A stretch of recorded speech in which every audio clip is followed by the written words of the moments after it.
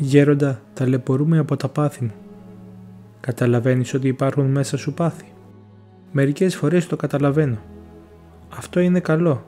Όταν ο άνθρωπος αναγνωρίζει ότι έχει πάθη, ταπεινώνεται. Οπότε έρχεται η χάρις του Θεού. Στεναχωριέμαι όμως που συνέχεια ασφάλω. Να χαίρεσαι που συνέχεια ασφάλεις, γιατί έχεις υπερηφάνεια και έτσι ταπεινώνεσαι. Θεέ μου, αυτή είμαι να λες. Βοήθησέ με. Αν δεν με βοηθήσεις εσύ, τίποτε δεν μπορώ να κάνω. Μην απελπίζεσαι.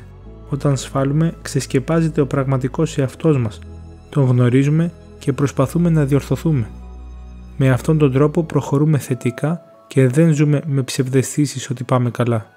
Εγώ χαίρομαι όταν εκδηλώνεται μια αδυναμία μου, όταν ξεφυτρώνουν τα πάθη μου. Εάν δεν ξεφύτρωναν, θα νόμιζα ότι αγίασα, ενώ οι σπόροι των παθών θα ήταν κρυμμένοι στην καρδιά μου. Έτσι κι εσύ, όταν θυμώσεις ή πέσεις στην κατάκριση, θα στενοχωρηθείς φυσικά γιατί έπεσες, αλλά πρέπει να χαρείς κιόλας, γιατί εκδηλώθηκε η αδυναμία σου, οπότε θα αγωνιστείς να απαλλαγείς από αυτήν. Γέροντα, όταν κάποιο πάθος μου δεν εκδηλώνεται για ένα διάστημα, σημαίνει ότι δεν υπάρχει πια μέσα μου. Αν υπάρχει μέσα σου ένα πάθος, κάποια στιγμή θα εκδηλωθεί. Γι' αυτό, όταν ξέρεις ότι μέσα σου κρύβεται κάποιο πάθος, πρέπει να προσέξεις. Αν ξέρεις λόγου χάρη ότι κάπου έξω από το κελί σου κρύβεται ένα φίδι, όταν βγαίνεις έξω, θα ρίχνεις καμιά ματιά προς τα εκεί και θα προσέχεις μήπως βγει και σε τσιμπήσει. Επικίνδυνο δεν είναι όταν ξέρεις ότι βρίσκεται εκεί το φίδι και έχεις στο νου σου πότε θα βγει για να το σκοτώσεις. Επικίνδυνο είναι όταν δεν ξέρεις ότι είναι εκεί και ενώ περπατάς αμέριμνη μπορεί να έρθει να σε τσιμπήσει. Θέλω να πω, επικίνδυνο είναι όταν ο άνθρωπος δεν παρακολουθεί τον εαυτό του και δεν γνωρίζει τα πάθη του. Όταν γνωρίζει τα πάθη του και κάνει τον σχετικό αγώνα, τότε και ο Χριστός τον βοηθάει για το ξερίζωμά τους. Γέροντα, μήπως πρέπει να αγωνίζουμε χωρίς να ανησυχώ αν διορθώθηκα? Μήπως το να διορθωθώ ανήκει στον Θεό? Ναι, να αγωνίζεσαι και να τα αφήνεις όλα στον Θεό, αλλά να εξετάζεις και τον εαυτό σου, για να δεις που βρίσκεσαι, τι κάνεις. Βλέπεις, ο γιατρός πρώτα ψάχνει να βρει την αιτία από την οποία προέρχεται ο πυρετός και μετά τι φάρμακο να δώσει στον άρρωστο για να ρίξει τον πυρετό. Από τη στιγμή δηλαδή που ο άνθρωπος αρχίζει να βλέπει τα ελαττώματά του, πρέπει να μπει μέσα του η καλή ανησυχία για να αγωνιστεί να τα διορθώσει. Εγώ εξετάζω τον εαυτό μου και βλέπω ότι έχω αυτά και αυτά τα ελαττώματα. Κάνω τον αγώνα μου και εξετάζω πάλι τον εαυτό του. Μέχρι χθες είχα αυτά και αυτά τα ελαττώματα. Έκοψα κανένα? Σε εκείνο που βρίσκομαι? Και μετά λέω στον Θεό: Θεέ μου, κάνω ό,τι μπορώ, αλλά βοήθησέ με εσύ να διορθωθώ γιατί μόνος μου δεν μπορώ. Γέροντα, μπορεί ένας άνθρωπος να μην έχει τη δύναμη να δει τα πάθη του? Όταν ο άνθρωπος είναι ευαίσθητος, ο Θεός δεν επιτρέπει να γνωρίσει απότομα τα πάθη του, γιατί τον ευαίσθητο τον πειράζει και ο διάβολος και τον ρίχνει στην απελπισία. Γιατί να έχεις αυτό το πάθος, του λέει, και γιατί έκανες εκείνο, και πώς το άλλο, άρα δεν θα σωθείς. Και έτσι μπορεί να καταλήξει στο ψυχιατρίο. Γέροντα, όταν μια ψυχή αγωνίζεται χρόνια και δεν βλέπει πρόοδο, τι συμβαίνει? Όταν δεν βλέπουμε πρόοδο στον αγώνα μας, σημαίνει ότι δεν έχουμε εγρήγορση ή ότι ο Θεός δεν επιτρέπει να προχωρήσουμε περισσότερο για να μην υπερηφανευτούμε και βλαφτούμε. Γέροντα, όπως βλέπω τον εαυτό μου, κάθε μέρα γίνομαι χειρότερη. Τι θα γίνει? Κοίταξε ευλογημένη, υπάρχουν 3 στάδια. Στο πρώτο στάδιο, ο Θεός δίνει καραμέλες και σοκολάτες γιατί βλέπει την ανάγκη και την αδυναμία της ψυχής. Στο δεύτερο, παίρνει λίγο τη χάρη του για παιδαγωγία για να καταλάβει ο άνθρωπος ότι χωρίς την βοήθειά του δεν μπορεί να κάνει το παραμικρό, ώστε να ταπεινωθεί και να αισθανθεί την ανάγκη να καταφύγει σε αυτόν. Και το τρίτο στάδιο είναι μια μόνιμη και σταθερή καλή πνευματική κατάσταση. Εσύ βρίσκεσαι ανάμεσα στο δεύτερο και τρίτο στάδιο. Προχωράς λίγο, μετά ξεχνάς την αδυναμία σου, παίρνει ο Χριστός τη χάρη του, αποκυμνώνεσαι από τη Θεία Χάρη, βλέπεις ξανά την αδυναμία σου και συνέρχεσαι. Αν μου έλεγες ότι όσο προχωράς είσαι καλύτερα, θα φοβόμουν, γιατί θα έβλεπα ότι έχεις υπερηφάνεια. Τώρα όμως που λες ότι όλο και πιο χάλια βλέπεις τον εαυτό σου, εγώ χαίρομαι, γιατί βλέπω ότι είσαι καλά. Μη φοβάσαι. Όσο προχωράει κανείς, τόσο περισσότερο βλέπει τις ελλείψεις του και τις ατελειές του και αυτό είναι πρόοδος. Γέροντα, υπάρχει περίπτωση να μην με ακούει ο Θεός όταν του ζητάω να με βοηθήσει να απαλλαγώ από ένα πάθος? Τι, βάλει είναι ο δικός μας Θεός? Ο Θεός ακούει και μας βοηθάει. Ίσως να μην νιώθεις τη βοήθειά του, αιτία όμως δεν είναι ο Θεός, αλλά εσύ η ίδια που διώχνεις τη βοήθειά του με την υπερηφάνεια. Αν δεν υπάρχει κίνδυνος να το πάρουμε πάνω μας και να υπερηφανευτούμε, είναι αδύνατο να μην βοηθήσει ο Θεός. Ο καλός Θεός θέλει να απαλλαγούμε από τα πάθη μας, αλλά αν έχουμε υπερηφάνεια ή προδιάθεση υπερηφάνειας, δεν μας βοηθάει να απαλλαγούμε γιατί θα νομίζουμε ότι το κατορθώσαμε χωρίς τη δική του βοήθεια. Γι' αυτό όταν παρακαλούμε τον Θεό με όλη την καρδιά μας να μας βοηθήσει να απαλλαγούμε από ένα πάθος και δεν μας βοηθάει, πρέπει αμέσως να καταλάβουμε ότι πίσω από αυτό το πάθος κρύβεται άλλο μεγαλύτερο και αυτό είναι η υπερηφάνεια.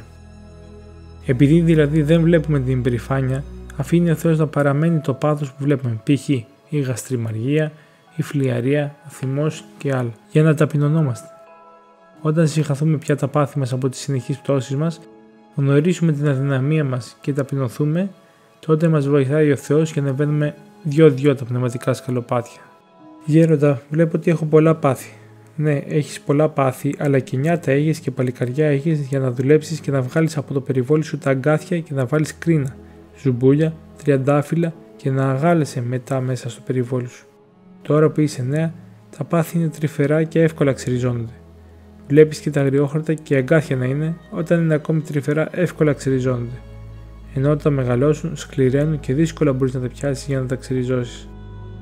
Και η τσουκνίδα, όταν βγάζει τα πρώτα φύλλα, δεν διαφέρει στην απαλάδα από το βασιλικό, μπορείς να την πιάσεις και να την μυρίσεις γιατί είναι τρυφερή. Γι' αυτό και να προσπαθείς να ξεριζώσεις τα πάθη σου όσο είσαι νέα, γιατί αν τα αφήσεις, θα εχμαλωτιστεί η ψυχή σου σε διάφορες επιθυμίες και θα είναι δύσκολο να ελευθερωθείς από αυτές. Όσοι από νέοι δεν ξεριζώνουν τα πάθη τους, υποφέρουν πολύ στα γεράματα, διότι γερνάνε με τα πάθη τα οποία γίνονται παλιά κακά, δυσκολοθεράπευτα. Όσο μεγαλώνει ο άνθρωπος, αρχίζει να αγαπά τα πάθη του. Έρχεται η ηλικία της αγάπης, της στοργής και γίνεται πιο επίοικη στον εαυτό του. Εξασθενεί και η θέληση και ο αγώνας κατά των παθών γίνεται πιο δύσκολος. Ο νέος έχει ζωντάνια. Εάν αξιοποιήσει αυτή τη ζωντάνια στο ξερίζωμα των παθών, προκόβει. Γέροντα, γιατί πέφτω συνέχεια στη γαστριμαργία? Γιατί εκεί έχεις αδυναμία. Ο διάβολος πολεμάει το φυλάκιο που είναι αδύνατο. Τα άλλα που είναι οχυρωμένα καλά δεν τα χτυπάει. Αν καταλάβω αυτό το φυλάκιο, λέει, εύκολα θα καταλάβω ένα-ένα και όλα τα άλλα φυλάκια. Γι' αυτό το αδύνατο φυλάκιο πρέπει να το χειρώνεις καλά. Γέροντα, πελαγώνω όταν βλέπω τα πάθη μου. Να μην πελαγώνεις ούτε να δειλιάζεις. Με θάρρος να παίρνεις ένα-ένα τα πάθη σου, αρχίζοντας με τον αγώνα σου από το πιο μεγάλο. Στην αρχή βοηθάει να μην τα λεπτολογείς, αλλά να χτυπάς και να ξεριζώνεις τα πιο χοντρά που βλέπεις. Και καθώς θα χρηστεύονται οι ρίζες των μεγάλων παθών, θα ξεραίνονται και οι λεπτές ρίζες από τα μικρότερα πάθη. Επομένως, όταν ξεριζώσεις ένα μεγάλο πάθος, μαζί με αυτό θα ξεριζωθούν και άλλα μικρότερα. Γιατί γέροντα, ενώ παίρνω πολλές αποφάσεις να αγωνιστώ με ζήλο κατά των παθών μου, τελικά δεν τις πραγματοποιώ? Γιατί παίρνεις πολλές αποφάσεις μαζί. Τα πάθη, όπως και οι αρετές, αποτελούν μια αλυσίδα. Το ένα πάθος είναι συνδεδεμένο με το άλλο και η μία αρετή είναι συνδεδεμένη με την άλλη, όπως τα βαγόνια του τρένου είναι ενωμένα το ένα με το άλλο και όλα ακολουθούν το πρώτο. Αν λοιπόν αποφασίσεις να αγωνιστείς για αρκετό διάστημα για να κόψεις ένα συγκεκριμένο πάθος και να καλλιεργήσεις την αντίστοιχη αρετή, θα το πετύχεις. Και μαζί με αυτό το πάθος που θα κόψεις, θα απαλλαγείς και από άλλα πάθη και θα αναπτυχθούν οι αντίστοιχες αρετές. Ας πούμε ότι ζηλεύεις. Αν αγωνιστείς να μην ζηλεύεις, θα καλλιεργήσεις την αγάπη, την καλοσύνη και συγχρόνως θα απαλλαγείς από τον θυμό, από την κατάκριση, από την κακία, από την λύπη. Γέροντα, ένα πάθος ή μία κακή συνήθεια είναι καλύτερα να τα κόψεις μια και έξω ή σιγά σιγά. Αν μπορείς να τα κόψεις μια και έξω είναι καλύτερα, γιατί διαφορετικά αφήνουν δέκατα. Δεν χρειάζεται καθυστέρηση. Όταν περνάει κανείς ένα ποτάμι, ιδίως χειμώνα καιρό, προσπαθεί να το περάσει όσο πιο γρήγορα μπορεί, γιατί θα παγώσει. Αν το περάσει γρήγορα μέχρι να κρυώσει, θα σε σταθεί πάλι. Βλέπεις και τα άλογα όταν τα δένουν, αν θέλουν να ελευθερωθούν, κόβουν το σκοινί απότομα. Με τον πειρασμό θέλει απότομα κόψιμο το σκοινί. Γέροντα, ο Αββάς Ισαάκ λέει: απάθεια είναι όχι το να μην αισθάνεται κανείς τα πάθη, αλλά το να μην δέχεται αυτά. Μπορεί και ο απαθής να έχει προσβολή από πάθη. Μπορεί, αλλά ό,τι και να του πετάξει ο διάβολος καίγεται από τη θεία φλόγα που έχει ανάψει μέσα του. Ο διάβολος δεν πάβει να προσβάλλει τον άνθρωπο, αλλά όταν ο άνθρωπος δεν δέχεται τις προσβολές του εχθρού, τότε καθαρίζει η καρδιά του και κατοικεί πια μέσα του ο Χριστός. Η καρδιά του μετατρέπεται σε καμίνι, σε βάτο και ομένη και ό,τι και να πέσει μέσα καίγεται. Γέροντα, μόνον η ευγνωμοσύνη στον Θεό φτάνει για να μας παρακινήσει στον αγώνα κατά των παθών. Μόνο η ευγνωμοσύνη στον Θεό δεν φτάνει. Χρειάζεται και καλή διάθεση, αναγνώριση της αμαρτωλότητός μας και φιλότιμη άσκηση. Γέροντα, η μνήμη του θανάτου βοηθάει στην εσωτερική εργασία. Ναι, πολύ βοηθάει. Αν έχουμε μνήμη θανάτου με ελπίδα στον Θεό, θα γνωρίσουμε τη ματαιότητα αυτού του κόσμου και θα βοηθήσουμε πνευματικά. Τι κάνω, πώς ζω με τόση αμέλεια, να σκεφτώ. Αν πεθάνω αυτή τη στιγμή που θα πάω, μήπως έκανα κανένα συμβόλαιο με το θάνατο? Πεθαίνουν και μικροί και μεγάλοι. Αν σκέφτομαι ότι ο Θεός μπορεί σε λίγο να με πάρει, τότε δεν θα αμαρτάνω. Για να πεθάνουν τα πάθη πρέπει να σκεφτόμαστε τον θάνατο, τη μέλουσα κρίση και να πάθουμε κι εμείς αποφυλότιμοι για τον Χριστό που πολλά έπαθε για να μας λυτρώσει. Ο αγώνας κατά των παθών είναι ένα διηνεκές γλυκό μαρτύριο για την τήρηση των εντολών του, για την αγάπη του Χριστού. Αξίζει να πεθάνουμε ηρωικά παρά να νικηθούμε από τα πάθη και να πληγώσουμε τον Χριστό. Στριμώχνουμε γερόντα στον αγώνα μου.